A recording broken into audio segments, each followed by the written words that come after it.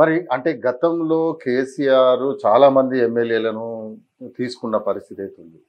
ఇప్పుడు తీసుకుంటే వచ్చిన తప్పేంది, నష్టమేంది? తప్పేం లేదు, ఆ, దానిలో తప్పేం లేదు. ఎందుకంటే ఆయన తీసుకుడు కాదు, మంత్రినే చేశాడు. మా తలసాని శ్రీనివాస్ యాదవ్ను మంత్రినే చేశాడు. సబితా ఇంద్రారెడ్డిని కూడా చేశారు. సబితా ఇంద్రారెడ్డి ఆ, వీళ్ళందరూ తీసుకున్నాడు.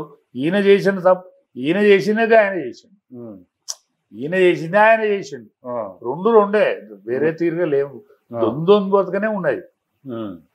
మరి వీళ్ళు ఇంతగానం మరి మేము తప్పు చేసినాం కదా గతంలో, మరి కోర్టుకు ఎందుకు పోవాలి అని చెప్పేసి ఆలోచించే. అంటే వాళ్ళు ఏదనుకుంటలేరు, ఆ, మేము చేసిన అన్ని రైట్లు అనుకుంటాను కదా. ఆ, ఇప్పుడు మేము ఏ చేసినా రైటే అనుకుంటాను కదా, ఉమ్, రాంగ్ అని ఒక్కటి అనుకుంటలేరు వాళ్ళు. ఉమ్, మేము చేసింది ఫలానా పొరపాటు చేసినాము.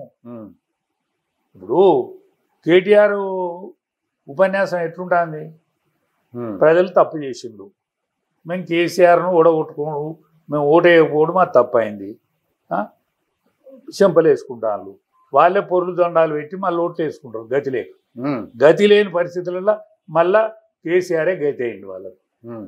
అని చెప్తాడు కదా. అవును, ఆయన ఉపన్యాసం తీరు అవును, ఏమైనా మారిందా? పర్లేదు. ఆయన సరే ఇక అందగాడే కానీ ఆ భావం తొనికిసలాడుతాను.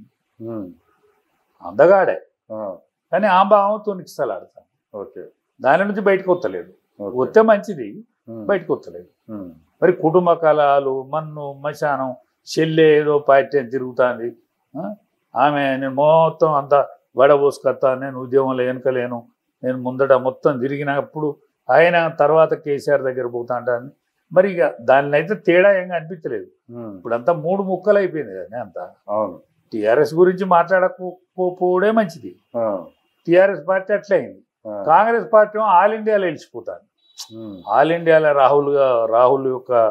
రాహుల్ ఖాన్ యొక్క ఆలోచన విధానం అంత చక్కగా ఉండలేదు.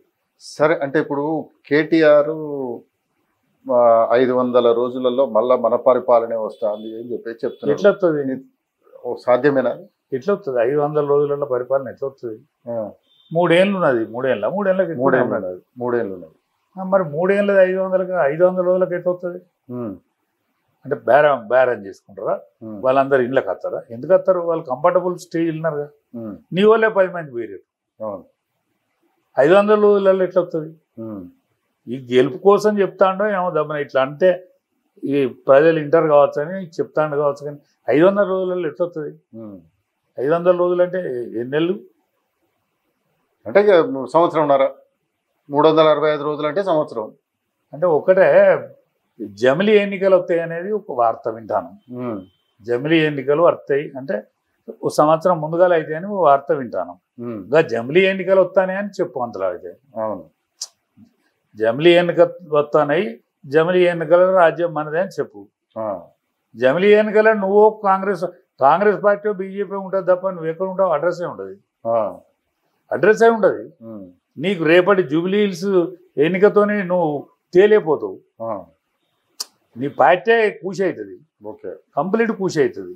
ఇప్పటికే కేసీఆర్ పాపం ఆయన హెల్త్ మంచిగా లేకుండా అది లేకుండా ఇటు ముఖాన్ని అత్తలేడు ఆయన.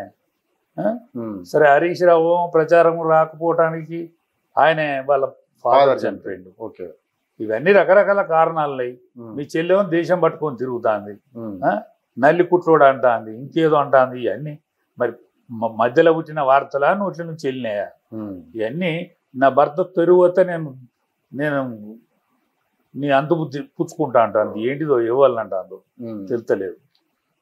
అంటే ఇప్పుడు జూబ్లీ హిల్స్ ఉప ఎన్నికకు సంబంధించి కూడా మాట్లాడింది కాబట్టి అసలు కేసీఆర్ జూబ్లీ హిల్స్ ఉప ఎన్నిక మీద ఎందుకు స్పందించట్లేదు అనుకోవాలి? ఆయన హెల్త్ ఒకటి మంచిగా లేదు, ఆయనకు రిజల్ట్ ఎరికే. ఉమ్, ఆయనకు రిజల్ట్ ఎరికే.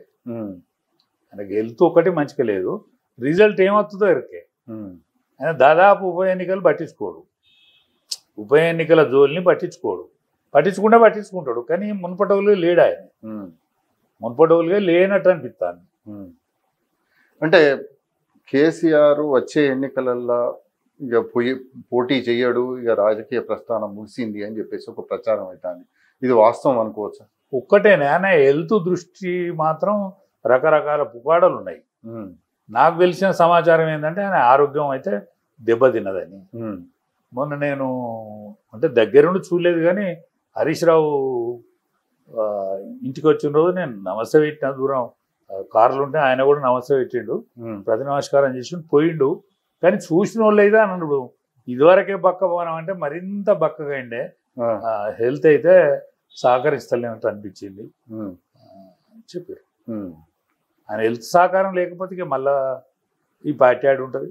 ఒకవేళ హెల్త్ సహకరిస్తే మాత్రం పోటీ చేస్తాడు. మీరు దగ్గర ఉండి అంటే కేసీఆర్ తోని దోస్తాను చేసింది కాబట్టి అంటే పోటీ చేయకుంటే ఊకోరు, కానీ అప్పటి వరకు ఉంటుందా ఈ పార్టీ?